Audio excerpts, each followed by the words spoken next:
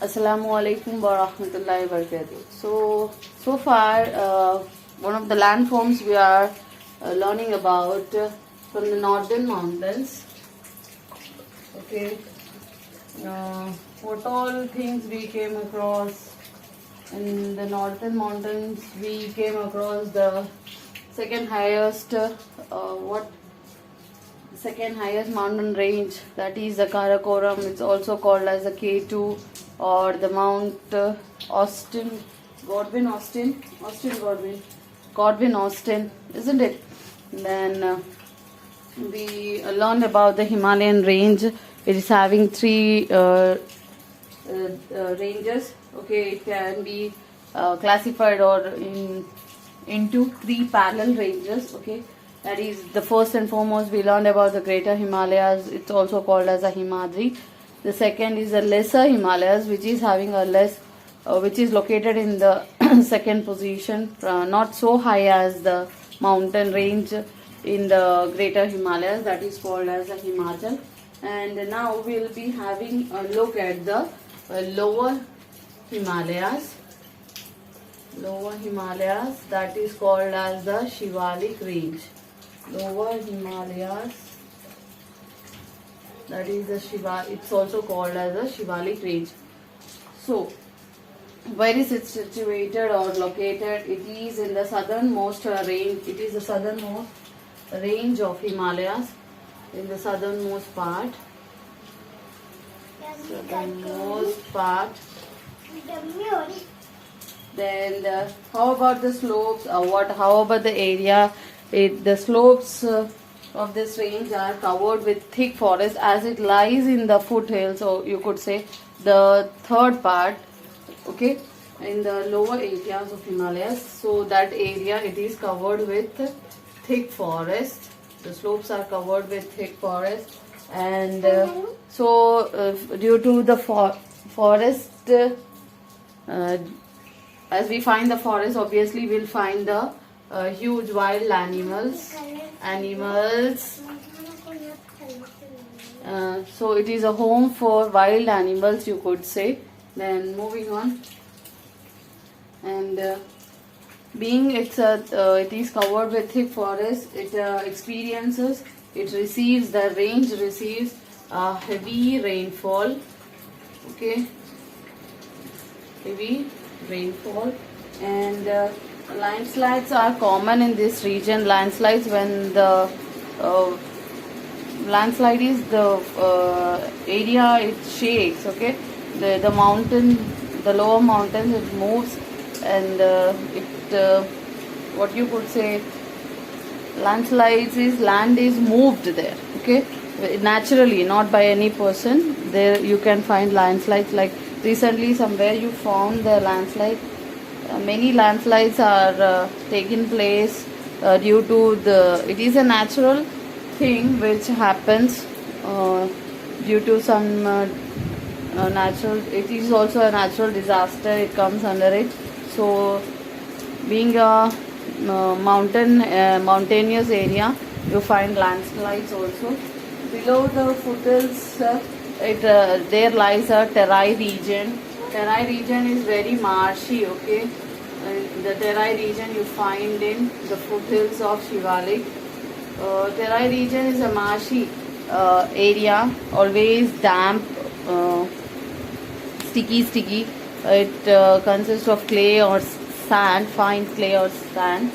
So you find all these things in the Shivalik range.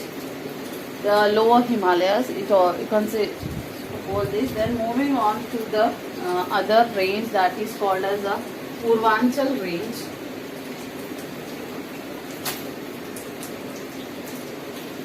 What is Purvanchal range?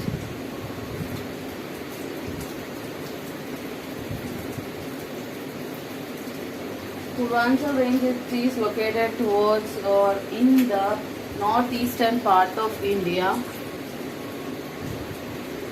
Northeastern part of India, and it includes many hills. Okay, not the mountains, the hills, which is not so higher, you could say. Hill is not so, it is not having the height as we have seen about the mountains. So what all hills we have? We have Garo, Kashi, and Janshia, fine. Then Naga, Mizo, Patkai, and Lushai. See, these names are the hill stations, hilly areas. Those names have as such.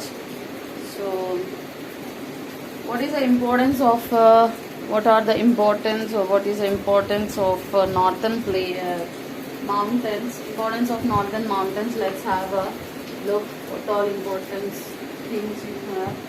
The importance of northern mountains.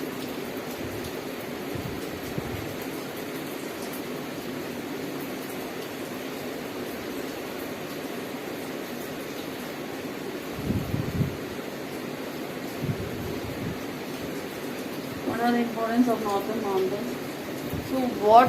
So how do they help? The northern mountains, they help as they act as a natural barrier. Okay, they are not man-made. So how, in what form? They protect our borders. Okay, they protect our borders from entering by stopping the cold and hot winds blowing into the plains. So they act as a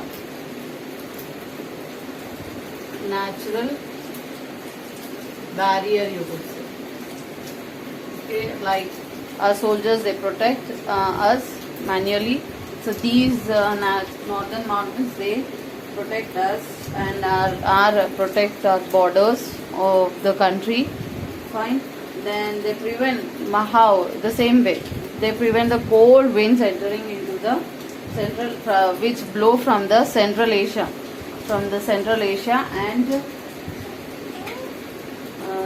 you could say the second point, how they act as a natural barrier by stopping, okay, by preventing the extremely cold winds that blow from Central Asia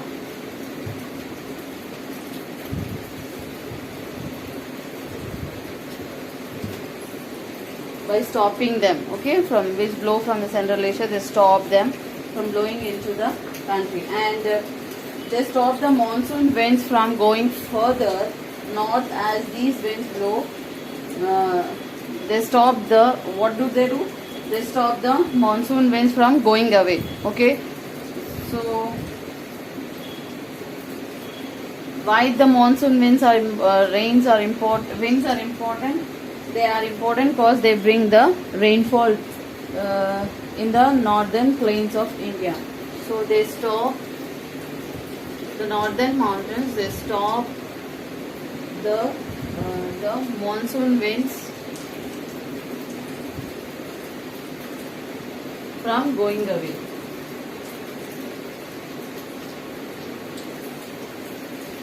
Further north, from going away to further north. Why? Because these winds bring the lot of rainfall to the northern plains of India. And what could be the other? So yes, obviously they are the source of rivers. How? The northern plains are the main source of rivers, you could say, source of rivers. Why? Because throughout the year the mountains, they are covered with snow. So when the snow is melted, the glaciers are formed. The glaciers, they just melt. The snow melts and the glaciers, they form a river, and they move from the mountainous slope, forming the rivers. Okay, the snow, whatever it melts, it forms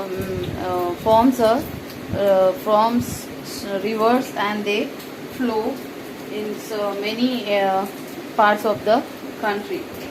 And how about the forest area? The forest area, they provide us timber, timber, the lower areas, whatever we have in the Himalayas, they are covered thickly with forest. We came across just now. So the forest of the northern mountains, what all trees we find? We find timber, gum, resin, and many medicinal herbs.